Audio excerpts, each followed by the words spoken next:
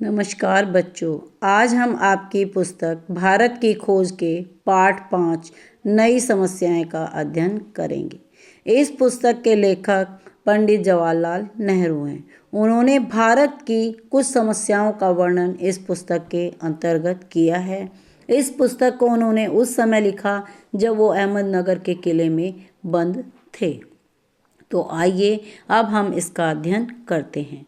जब हर्ष उत्तर भारत में एक शक्तिशाली साम्राज्य के शासक थे और विद्वान चीनी यात्री हुआन सांग नालंदा में अध्ययन कर रहे थे, उसी समय अरब में इस्लाम अपना रूप ग्रहण कर रहा था। भारत के मध्य भाग तक पहुंचने में इसे लगभग 600 वर्ष लग गए और जब उसने राजनीतिक विजय के साथ भारत में प्रवेश किया तब वह बहुत बदल चुका था और उसके नेता दूसरे लोग थे। अरब वाले भारत के उत्तर पश्चिमी छोर तक पहुंचकर वहीं रुक गए। अरब सभ्यता का क्रमशः पतन हुआ और मध्य तथा पश्चिमी एशिया में तुर्की जातियां आगे आईं। भारत के सीमावर्ती प्रदेश से यहीं तुर्क और अफगान इस्लाम को राजनीतिक शक्ति के रूप में भारत लाए। अरबों ने बड़ी आसानी से दूर दूर तक फैलकर तमाम इलाके फतह किए, पर भारत में तो तब भी और बाद में भी सिंध से आगे नहीं बढ़े। शायद भारत तब भी आक्रमणकारियों को रोकने के लिए काफ़ी मजबूत था। किसी हद तक इसका कारण अरबों के आंतरिक झगड़े भी हो सकता है। सिंध बगदाद की केंद्रीय सत्ता से अलग होकर एक छोटा सा स्वतंत्र राज्य हो गया। हालांकि आक्रमण नहीं हुआ, पर भारत और अरब के बीच संपर्क बढ़ने लगा। दोनों ओर से यात्रियों का आना जाना शुरू हुआ। राजदूतावासों की अदला बदली हुई। भारतीय पुस्तकें विशेषकर गणित और खगोल शास्त्र पर बगदाद पहुंची और वहां अरबी में उनके अनुवाद हुए। बहुत से भारतीय चिकित्सक बगदाद गए। यह व्यापार और सांस्कृतिक संबंध उत्तर भारत तक सीमित नहीं थे। भारत के दक्षिणी राज्यों ने भी उसमें हिस्सा लिया, विशेषकर राष्ट्रकूटों ने जो भारत के पश्चिमी तट पे व्यापार किया करते थे। तो इस तरह जो है व्यापार बढ़ने लगा, आदान प्रदान होने लगा। ये अब इसमें आगे जो है इन्होंने बताया है कि किस तरह इनका आदान प्रदान हुआ। इस लगातार संपर्क के कारण भारतीयों को अनिवार्य रूप से इस नए धर्म इस्लाम की जानकारी हुई और जब ये आदान प्रदान हुआ तो इससे जो इस्लाम धर्म की जानकारी थी वो अन्य भारतीयों को भी हो गई। इस नए धर्म को फैलाने के लिए प्रचारक भी आए, उनका स्वागत हुआ, मस्जिदें बनी। ना शासन ने इनका विरोध किया ना जनता ने। तो जब ये मस्जिदें बनी, इनका प्रचार होने लगा तो इसका किसी ने विरोध नहीं किया, ना कोई धार्मिक झगड़े हुए। सब धर्मों का आदर और पूजा के सभी तरीकों के प्रति सहनशीलता का व्यवहार करना भारत की प्राचीन परंपरा थी। अतः राजनीतिक ताकत के रूप में आने से पहले कई शताब्दियों में इस्लाम भारत एक धर्म के रूप में आया। अब महमूद गजनवी और अफगान कि महमूद गजनवी का प्रवेश कब हुआ और कैसे हुआ। लगभग 300 वर्ष तक भारत पर कोई आक्रमण नहीं हुआ। 1000 ईस्वी के आसपास अफगानिस्तान के सुल्तान महमूद गजनवी ने भारत पर आक्रमण करने आरंभ किए। महमूद गजनवी तुर्क था जिसने मध्य एशिया में अपनी ताकत बढ़ा ली थी। उसने बड़ी निर्ममता से कई आक्रमण किए जिनमें बहुत खून खराबा हुआ। हर बार महमूद अपने साथ बहुत बड़ा खजाना ले गया।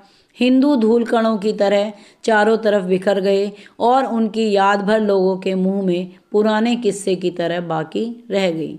जो तितर बितर होकर बचे रहे उनके मन में सभी मुसलमानों के प्रति गहरी नफरत पैदा हो गई।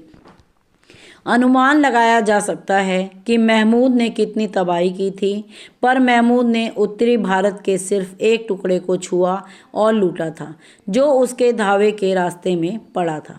मध्य पूर्वी और दक्षिणी भारत उससे पूरी तरह बच गया। महमूद ने पंजाब और सिंधु को अपने राज्य में मिला लिया। वह हर धावे के बाद गजनी लौट जाता था। वह कश्मीर पर विजय नहीं पा सका। यह पहाड़ी देश उसे रोकने और मार भगाने में सफल हो गया। काठियावाद के जो हैं सोमनाथ से लौटते हुए राजस्थान के रेगिस्तानी इलाकों में भी उसे भारी हार खानी पड़ी। इस आखिरी धावे के बाद वह फिर नहीं लौटा। महमूद गजनवी की मृत्यु 1030 में हुई। उसकी मृत्यु के बाद 160 वर्षों से अधिक समय तक ना तो भारत पर कोई आक्रमण हुआ और ना ही पंजाब के आगे तुर्की शासन का विस्तार हुआ। इसके बाद शहाबुद्दीन गौरी नाम के एक अफगान ने गजनी पर कब्जा कर लिया और गजनवी साम्राज्य का अंत हो गया। उसने पहले लाहौर पर धावा किया, फिर दिल्ली पर। दिल्ली के राजा पृथ्वीराज चौहान ने उसे पूरी तरह पराजित किया।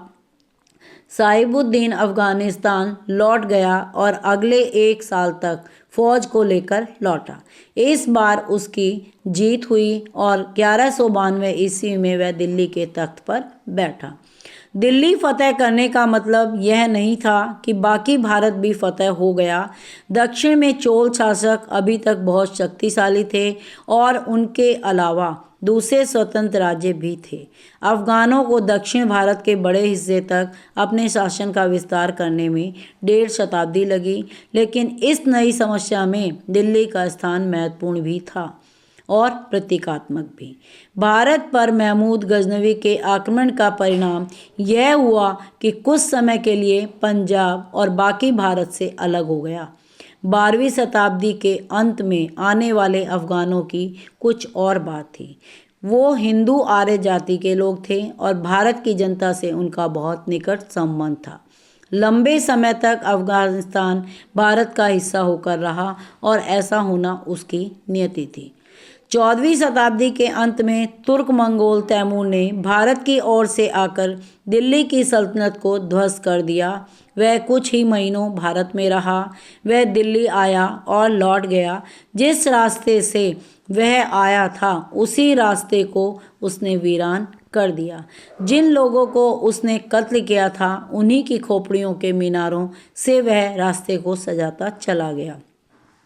दिल्ली खुद मुर्दों की शहर बन गई। सौभाग्य से वह बहुत आगे नहीं बढ़ा और पंजाब के कुछ हिस्सों और दिल्ली के को ही पंजाब के कुछ हिस्सों सौभाग्य से पंजाब के कुछ हिस्सों और दिल्ली को ही वह भयानक विपत्ति झेलनी पड़ी। दिल्ली को मौत की नींद से उठने में कई वर्ष लगे। जागने पर वह इस विशाल साम्राज्य की राजधानी नहीं रही। तैमूर के हमले ने साम्राज्य को तोड़ दिया और उसके खंडरों पर दक्षिण के कई राज्य उठ खड़े हुए थे। इससे बहुत पहले 14वीं शताब्दी के आरंभ में 2 बड़े राज्य कायम हुए, गुलबर्ग और बहमनी। गुलबर्ग और बहमनी राज्य के नाम से प्रसिद्ध हुए और विजयनगर हिंदुओं का राज्य था। दिल्ली की तबाही के बाद उत्तरी भारत कमजोर पड़कर 2 टुकड़ों में बंट गया। दक्षिण भारत की स्थिति बेहतर थी और वहाँ के राज्यों में सबसे बड़ी और शक्तिशाली रियासत विजयनगर थी। इस रियासत और नगर ने उत्तर भारत के बहुत से हिंदू शरणार्थियों को आकर्षित किया। उपलब्ध वृत्तांतों से पता चलता है कि शहर बहुत समृद्ध और सुंदर था। तो ये सारे जो वर्णन किया गया है इनसे पता चला कि वो शहर जो है सुंदर और बहुत धनी था। जब दक्षिण में विजयनगर तरक्की कर रहा था उस समय उत्तर की पहाड़ियों से होकर एक हमलावर दिल्ली के पास पानीपत के प्रसिद्ध मैदान में आया। उसने 1526 ईस्वी में दिल्ली के सिंहासन को जीत लिया। मध्य एशिया के तैमूर वंश का यह तुर्क मंगोल बाबर था। भारत में मुगल साम्राज्य की नींव उसी ने डाली। तो बच्चों आज हम इतना ही अध्ययन करेंगे। आगे के पाठ का अध्ययन हम अगली पाठशाला में करेंगे। तो धन्यवाद बच्चों। इसी के साथ अगली पाठशाला में हम फिर मिलते हैं।